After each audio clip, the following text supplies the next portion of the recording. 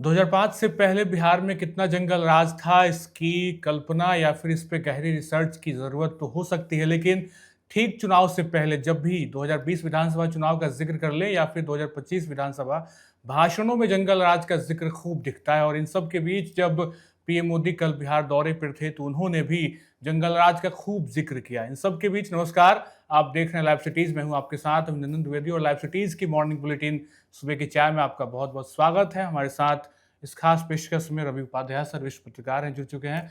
Sir, PM Modi तो आए थे, उन्होंने बयानबाजी की, पलटवार भी हुआ बाद में जाके, लेकिन इन सब के बीच पार्टियों की जो तैयारी है चुनाव से पहले, वो खूब दिख रही है। और ऐसे में राजद की क्या कुछ तैयारी चल रही है? देखिए, राजद का संगठनात्मक चुनाव हो रहा है, जी। जिसको आपने देखा भी है कि मंगनी लाल मंडल जो आपको ओबीसी और एबीसी माने पिछड़ा और अति पिछड़ा की बात होती है, उसमें एक राजद ने बड़ी कवायद की और जी। राजद के प्रदेश अध्यक्ष मंगनी लाल मंडल को ताजपोशी और वो पार्टी में कार्यालय में दफ्तर में बैठना शुरू कर दिया। यह एक बड़ी खबर है। दूसरी जी। खबर एक जो हम बताना चाह रहे हैं हम्म। लाइव सिटीज के व्यूअर्स को, वह तैयारी है कि आपको 2000 यह जो संगठनात्मक राजद का जी। चुनाव चल रहा है, जी। यह 2025 और 2028 के लिए चल रहा है। ठीक। यही सत्र है इसका। तो इसके लिए आपने देखा कि प्रदेश अध्यक्ष का हो गया, पूरे देश भर में जहां जहां राजद का जी।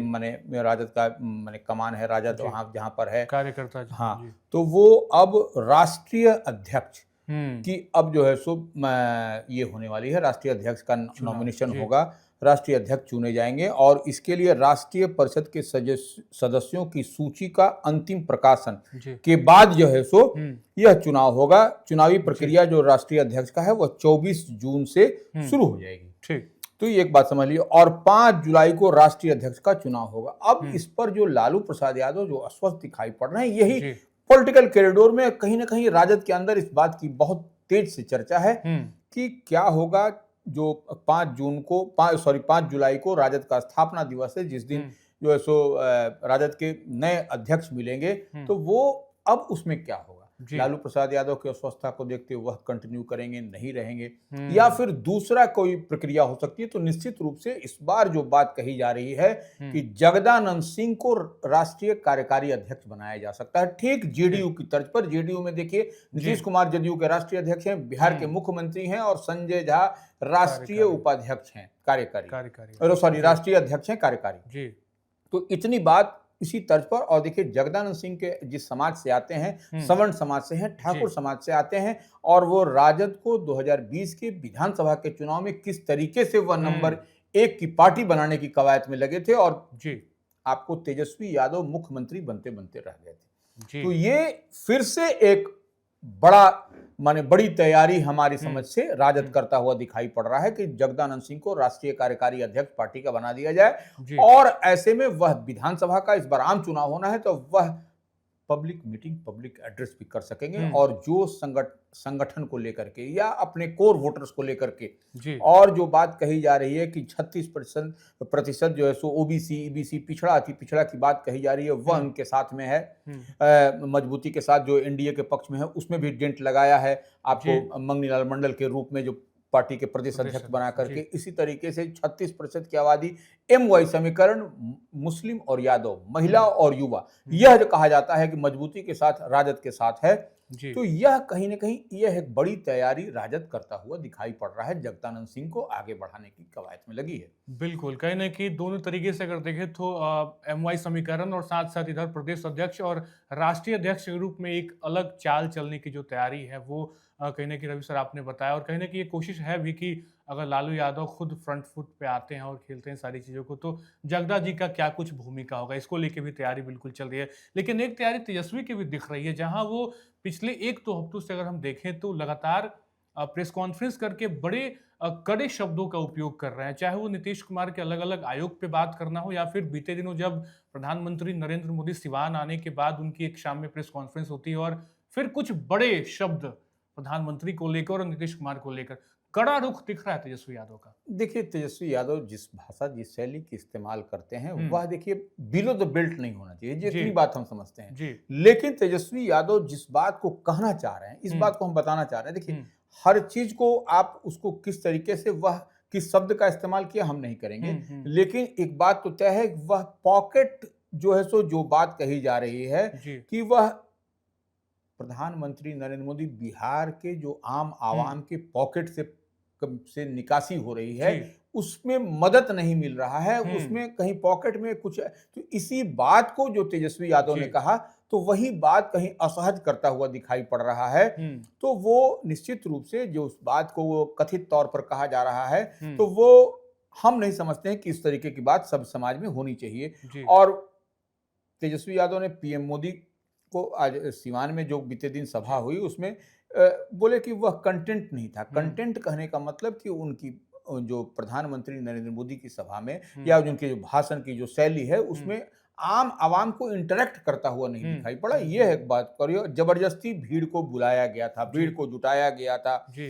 मोदी और नीतीश का जो लीडरशिप अब वह स्थिति नहीं रही है, जी। ये जी। बात कहा है।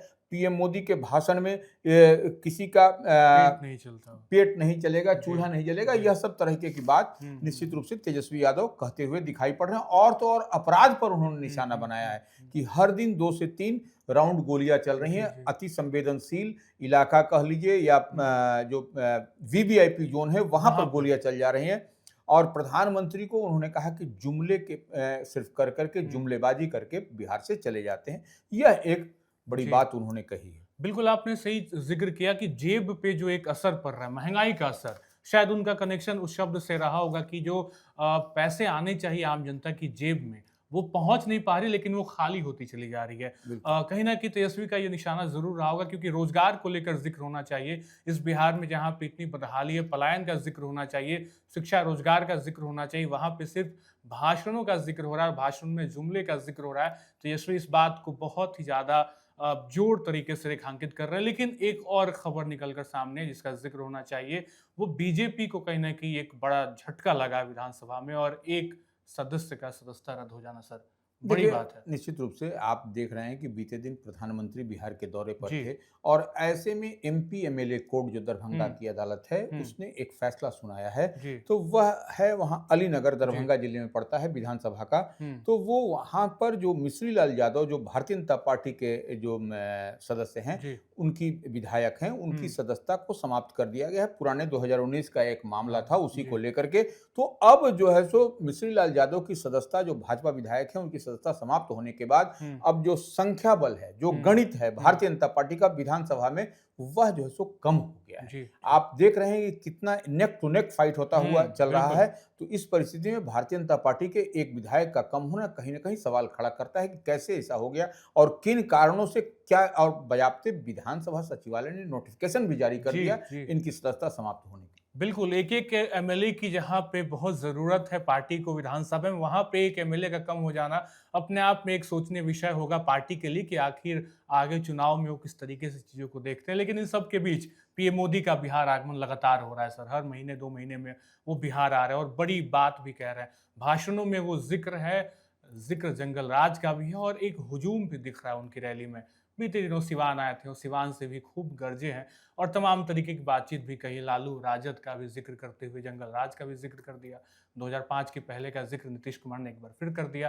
किस तरीके से इन सारी चीज़ों को देख रहा है? जनसभा करना पीएम मोदी की जो शुरुआत हुई है, भले वो सरकारी कार्यक्रम के तौर पे हो रही है, लेकिन अब वो लोगों तक बहुत तेज़ी के साथ पहुँच रहे हैं। देखिए, निश्चित रूप से इस बार बिहार विधानसभा का आम चुनाव बिहार में हुँ। होना है, तो ऐसे में भारतीय जनता पार्टी कह लीजिए, एनडीए कह लीजिए, पूरी जी। ताकत झोंक रखी है। जी। जी। और प्रधानमंत्री नरेंद्र मोदी का हमको लग रहा है 20 दिन में दूसरी बार ये बिहार आना। जी। बिहार आए थे। जी। ये सिवान में जो इनकी जो हुई, हुँ। इससे पहले आपने देखा था कि मधुबनी आए थे जी। पहली बार। जी। उसके बाद से विक्रम पटना और विक्रम में जी। जो जी। सो उनकी सभा हुई जी। थी। जी।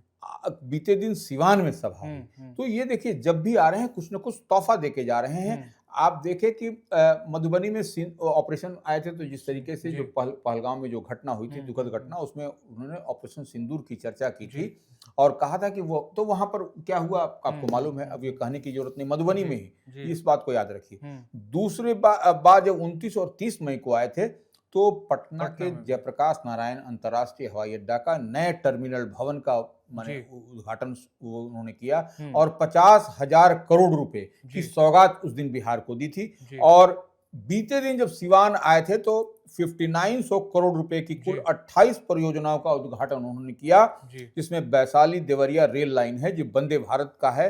हम्म। 54,000 बेघर लोगों को पीएम आवास योजना के तहत लाभान्वित करने की बात कही गई। जी। लेकिन उसका पहला किस्त जो है जो 6,700 परिवारों को गृह प्रवेश जी। माने जो उनको किया गया, तो यह एक बड़ी बात है निश्चित रूप से। अब आ रहे हैं तो, लेकिन हाँ अब एक बात है, प्रधानमंत्री आए तो आपको पंजा माने कांग्रेस, जी। हाथ छाप जिसको कहते हैं, जी। लालटेन जिसको राजद का चुनाव चिन्ह, उन जी। पर जो है सो लूट मचाई हुई है। बहुत बहुत बात किया और नीतीश के नेतृत्व पर उन्होंने भरोसा जताया और कहा कि बिहार में पटरी पर नीतीश कुमार के नेतृत्व में आया है। उससे पहले माने पहले जो राजद के कार्यकाल को उन्होंने बताया और बिहार में बहुत कुछ किया जा रहा है, इन सब तरीकों को कहा। और यह निश्चित रूप से आपको अब देखिए 21 जुलाई, हाँ, तो ये प्रधानमंत्री ने कई सौगात बिहार को दी है। कहीं ना कहीं सौगातों का जिक्र हर उनकी जनसभा में दिख रहा है और एक बड़ी संख्या में बड़े बल तक वो पहुंच भी रहे हैं। लोगों का विश्वास जीतने की कोशिश है। ऐसे में तैयारी तो बाकी पार्टियां भी कर रही हैं, लेकिन एक तैयारी इस साल चूंकि चुनाव भी है और इसके पहले एक सत्र, मानसून सत्र, चूंकि सदन का जिक्र होना ज़रूरी है क्योंकि मुद्दे वहीं आते हैं और लोगों के लिए अलग अलग बिल भी वहीं पेश होता है। तो अपने आप में बड़ी बात यह भी है कि सदन की कार्रवाई को लेकर डेट की जो लिस्ट है वो आ चुकी है। देखिए अधिसूचना जारी हो गई है जी। और बिहार विधानमंडल का जो मानसून सत्र है वह जो है सो आपको 21 जुलाई से 25 जुलाई तक चलेगा। छोटा सत्र है यह, 21 जुलाई से 25 जुलाई तक इतने दिन ही चलेगा। और यह चलेगा भी कि नहीं यह भी एक संकेत माने, क्योंकि यह अंतिम सत्र है। ये चुनाव होना है बिहार विधानसभा का, तो यह अंतिम सत्र होगा। और एक बात मान के चलिए कि अब जो सो इस बार का जो मानसून सत्र है बड़ा हंगामेदार होगा, क्योंकि विधानसभा के चुनाव होने हैं। तो ऐसे में चुनाव से पहले यह अंतिम सत्र है। तो आप समझ लीजिए कि विपक्ष जो है सो एक एक मुद्दे को, जितना भी मुद्दा होगा अपराध का, लोगों के आम आवाम से जुड़ा हुआ मसला, वह दोनों सदन में, विधानसभा और विधान परिषद दोनों सदनों में जोरदार तरीके से रखेगी और सरकार को वह घेरेगी निश्चित रूप से। और सदन चलेगा कि नहीं यह भी देखने और समझने वाली बात है, क्योंकि जोर आजमाइश होगी आपको। बिल्कुल, तो डेट आ चुका है, लेकिन आने वाला वक्त बताएगा इसमें क्या कुछ अपडेट होते हैं। लेकिन फिलहाल एक अपडेट ये भी है, चूंकि ये तो राजनीतिक गलियारों की चर्चा थी, लेकिन कुछ और चर्चाएं जो बिहार में अक्सर सुर्खियों में रहती हैं वो है एक नाम खान सर का। और हमने देखा था बीते दिनों कैसे उन्होंने खुद कैमरे पे आके कहा था कि हमने शादी कर ली है, और उसके बाद उन्होंने रिसेप्शन भी रखा था। लेकिन बीते दिनों उन्होंने दूसरा रिसेप्शन रखा। बहुत खूबसूरत नज़ारा था, बहुत बढ़िया तरीके से वीआईपी ट्रीटमेंट दिया गया और लड़कियां पहुंची थी। ये सिर्फ लड़कियों के लिए था, आगे लड़कों के लिए भी होगा। देखिए खान सर एक चर्चित नाम, चर्चित चेहरा हैं, जाने माने शिक्षक हैं। तो वो आपको जब पहली बार जो आपको जब वो दिए थे 2 जून को, हाँ 2 जून को अपना रिसेप्शन शादी विवाह के बाद, तो वो जिस तरीके से अंडर कवर माने कहीं पब्लिक डोमेन में नहीं था, वो अपना शादी करके आए, विवाह करके आए। खान सर यहाँ पर अपना वो रिसेप्शन दिए, जिसमें राज्यपाल समेत तमाम बड़े और कद्दावर चेहरे, आईएएस हो, आईपीएस हो, मंत्री हो, नीतीश कैबिनेट के तमाम लोग पहुंचे थे। तो ये बीते दिन जो है सो वो आपको वो लड़कियों के लिए, अपनी छात्राओं के लिए वो विशेष तौर पर दिया। और 20,000 कहा जाता है, लगभग 20,000 से आसपास छात्राएं पहुंची थी, और उनके लिए आपको नॉनवेज परोसा गया था। और माने बेहतर, और खुद खान सर मॉनिटर करके देख रहे थे कि कहाँ कहाँ कैसे कैसे किसी को कोई कमी चीज तो नहीं थी। यह बेहतर दिखाई पड़ा है। और 150 कहा तो ये भी जा रहा है कि 150 माने 150 से ज्यादा जो है सो खाने के आइटम थे, मिठाई थे, स्वादिष्ट। तो ये सब बहुत बेहतर तरीके से। अब तो यह कहा जा रहा है कि एक तो ये हो गया लड़कियों के लिए, अपनी छात्राओं के लिए, छात्रों के लिए भी अलग से एक दिन तिथि तय होगी। क्योंकि देखिए बड़ा आयोजन है, इनके चाहने वाले, इनके पढ़ने वाले, इनके पढ़ाने वाले, सुनने वाले, पढ़ने वाले छात्र छात्राएं बहुत संख्या में है। तो अब छात्रों के लिए भी अलग से एक तिथि तय होगी, उस दिन भी इनका होगा। लेकिन आप सोच लीजिए 2 जून को इनका पहला रिसेप्शन हुआ, फिर 20 जून को दूसरा रिसेप्शन। तो अब देखने वाली बात होगी तीसरा रिसेप्शन खान सर कब देते हैं अपने प्रिय छात्रों के लिए। बिल्कुल, ये एक सरप्राइजिंग एलिमेंट होगा। वो डेट कब आता है जब तीसरे रिसेप्शन की डेट अनाउंस होगी, और इंतजार रहेगा, क्योंकि छात्रों का एक बड़ा हुजूम खान सर के वीडियो को काफ़ी पसंद करता है, उनके सारे लेक्चर्स को सुनता है। लड़कियों के लिए ये सॉप्शन हो चुका है, आगे आने वाला वक्त बताएगा कि कब लड़कों के लिए ये पार्टी रखी जाएगी। फिलहाल राजनीतिक गलियारों के साथ-साथ हमने खान सर का ज़िक्र किया और सुबह की चाय में तमाम मुद्दों पे बातचीत हुई, जो कि आपके लिए बहुत ज़रूरी थी। मिलेंगे आपसे अगले एपिसोड में, तब तक आप बने रहें लाइव सिटीज़ के साथ। बहुत-बहुत शुक्रिया।